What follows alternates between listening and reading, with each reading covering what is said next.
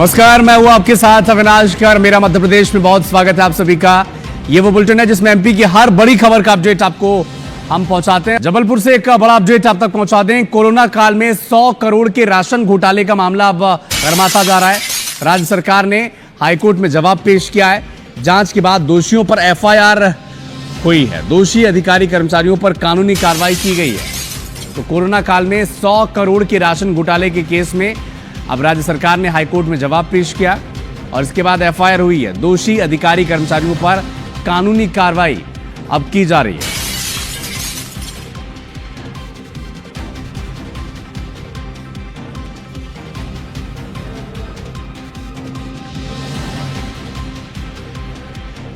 तो कोरोना काल में गरीब के हक में जो लोग डाका डाल रहे थे, 100 करोड़ के राशन घोटाले के मामले में अब राज्य सरकार ने जवाब भी पेश किया हाईकोर्ट में और इस मामले में जिन जिन लोगों को दोषी पाया गया उन पर एफआईआर भी दर्ज की गई है।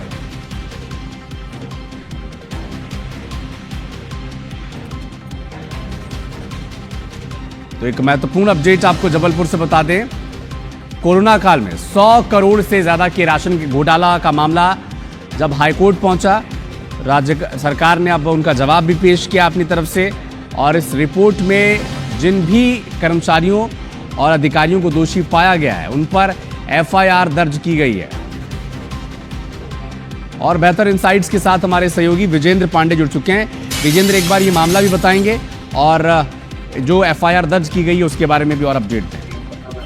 बिल्कुल बताना चाहूंगा अविनाश की कोरोना काल में जबकि मुफ्त राशन और मियाद बढ़ाकर और तादाद बढ़ाकर राशन का आवंटन शासन की योजना के तहत गरीबों को किया जाना था, जरूरतमंदों को किया जाना था, तब ये घोटाला सामने आया था और हाईकोर्ट में एक पिटीशन फाइल की गई थी। इसमें ये कहा गया था कि अधिकारियों ने अपनी आईडीज का मिसयूज किया है और जितना राशन जिस क्वांटिटी में राशन पीडीएस शॉप्स में पहुंचाया जाना था वो नहीं पहुंचाया गया और अपनी आईडी का दुरुपयोग करते हुए अतिरिक्त जो राशन था वो खुले बाजार में अधिकारियों के द्वारा मिलीभगत करके बेच दिया गया।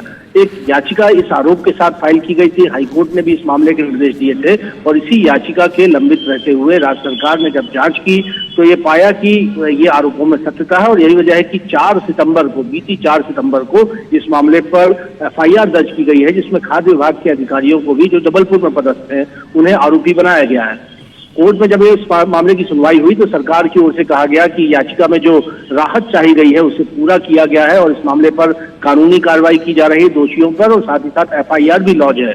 तो राज्य सरकार के इस जवाब को रिकॉर्ड पर हाईकोर्ट ने लिया है और इस मामले को डिस्पोज ऑफ कर दिया है, यानी इस प्रकरण को निराकरण इस प्रकरण का कर दिया है।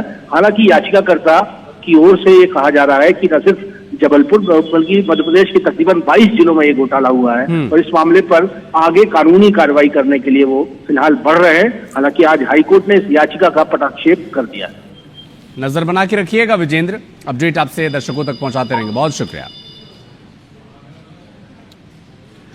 इधर जबलपुर में शिक्षकों की ई अटेंडेंस के मामले में सुनवाई टल गई है। आज बेंच गठित न होने से हाईकोर्ट में यह सुनवाई टली है। 10 दिसंबर को अगली सुनवाई की तारीख तय की गई है। शिक्षकों ने ऐप से ई अटेंडेंस अनिवार्य करने के खिलाफ एक याचिका दायर की है। शिक्षकों ने डेटा लीक होने का आरोप लगाया है और अब आज की जो सुनवाई थी वो टल गई है। बेंच गठित न होने से 10 दिसंबर को अगली सुनवाई की जाएगी।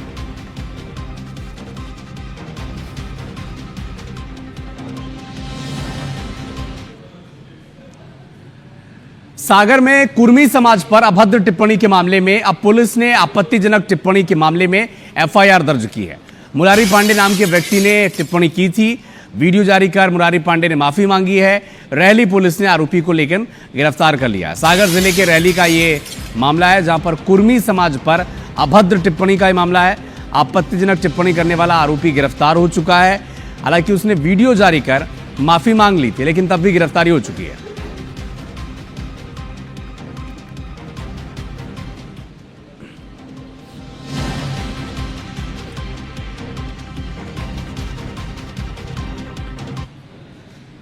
रीवा में दुष्कर्म पीड़िता को धमकी देने का मामला सामने आया। पुलिस ने फरार आरोपियों को गिरफ्तार कर लिया है। अश्लील वीडियो वायरल करने की धमकी इन्होंने दी थी। हनुमना थाना पुलिस की कार्रवाई है। देखिए, दुष्कर्म पीड़िता को धमकी देने का यह मामला है। पुलिस ने अब फरार आरोपी को गिरफ्तार कर लिया है। अश्लील वीडियो वायरल करने की धमकी दी गई है।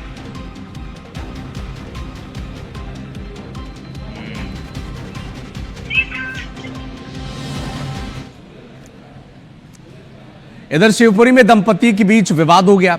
महिला ने डायल 112 पर कॉल किया। शराब के नशे में एक आरक्षक वहां पर पहुंचा। यह वीडियो अब सोशल मीडिया पर वायरल हो रहा है। एसपी ने उस आरक्षक को निलंबित किया जो नशे में डायल 112 की सूचना के बाद पहुंचा हुआ था। कोतवाली थाना क्षेत्र का यह मामला है। तो शिवपुरी में देखिए दंपति के बीच विवाद हुआ और महिला ने डायल 112 पर मदद के लिए कॉल किया। इस कॉल को अटेंड करने के लिए जो आरक्षक वहां पर पहुंचा था वो खुद शराब के नशे में था और इसका वीडियो भी अब सामने आ चुका है जो सोशल मीडिया पर वायरल है। इसके बाद एसपी ने कार्रवाई की, उस शराबी आरक्षक को निलंबित किया है। कोतवाली थाना क्षेत्र का यह मामला है।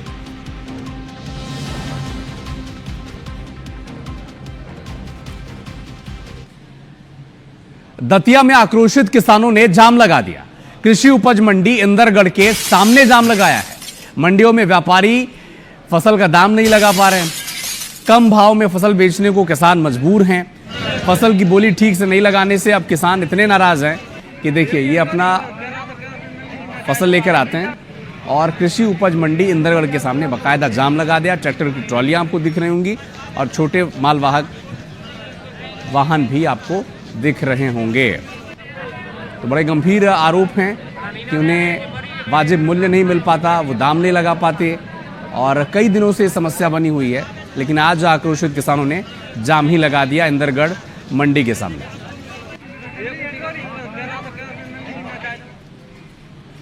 जबलपुर को अब जो सिहोरा इलाका है इसे जिला बनाने की मांग की जा रही है।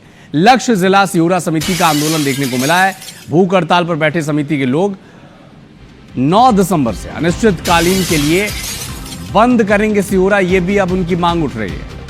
तो जल्द से जल्द सिहोरा को जिला घोषित किया जाए, इसकी मांग को लेकर आमरण सत्याग्रह सद्बुद्धि यज्ञ का आयोजन देखिए अब ये लोग कर रहे हैं और लक्ष्य वही है कि सिहोरा को जिला बना दिया जाए। जिला सिहोरा समिति ने यह आंदोलन किया है।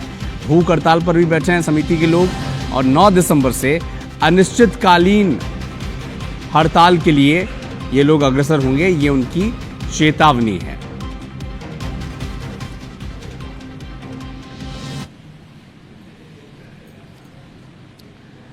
जबलपुर में कुख्यात बदमाश का पुलिस ने जुलूस निकाला है।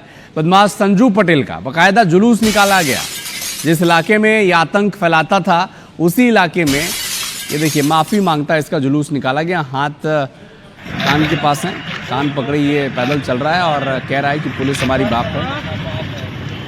आरोपी पर 27 गंभीर अपराध दर्ज है। रांझी थाना पुलिस ने कार्रवाई की है और आपको इस तस्वीर को दिखाने का मकसद भी यही है कि ये जो शातिर बदमाश है इस पर 27 से ज़्यादा सीरियस एलिगेशन है, केस हैं, उसी इलाके से उसका जुलूस निकाला गया जहां पर वो आतंक अपना फैलाने की कोशिश करता था।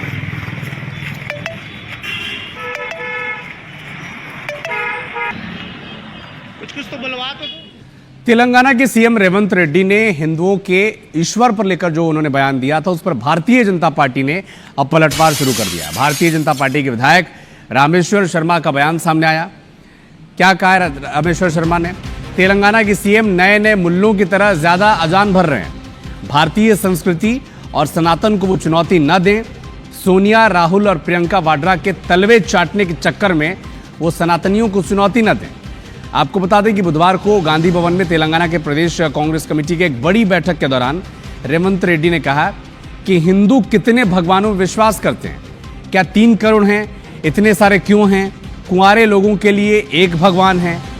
तो इस तरह का एक विवादित बयान रेवंत रेड्डी ने दिया था और इस पर अब रामेश्वर शर्मा ने साफ, तीखे और तल्ख अंदाज में कहा है कि अपने हाईकमान को खुश करने के चक्कर में सनातनियों को चुनौती न दें।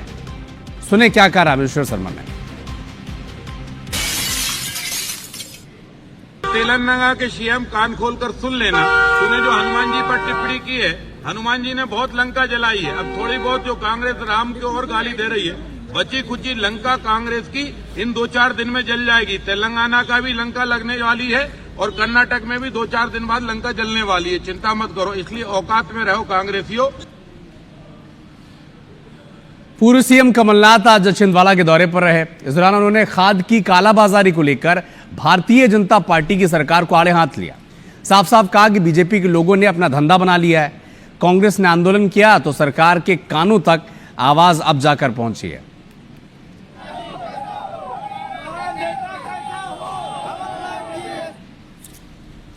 मध्य प्रदेश की 70% अर्थव्यवस्था कृषि क्षेत्र पर आधारित है। ये नहीं कि 70% किसान है, कोई ट्रैक्टर चलाता है, कोई पंप का मरम्मत करता है। तो आज ये हालात है, आप खाद, बीज, भाव, ये हालात आज मध्य प्रदेश में है। तो फिलहाल इस बुलेटिन में इतना ही, लेकिन देश दुनिया के साथ एमपी और छत्तीसगढ़ के हर अपडेट के लिए आप जुड़े रहिए हमारे साथ। नमस्कार।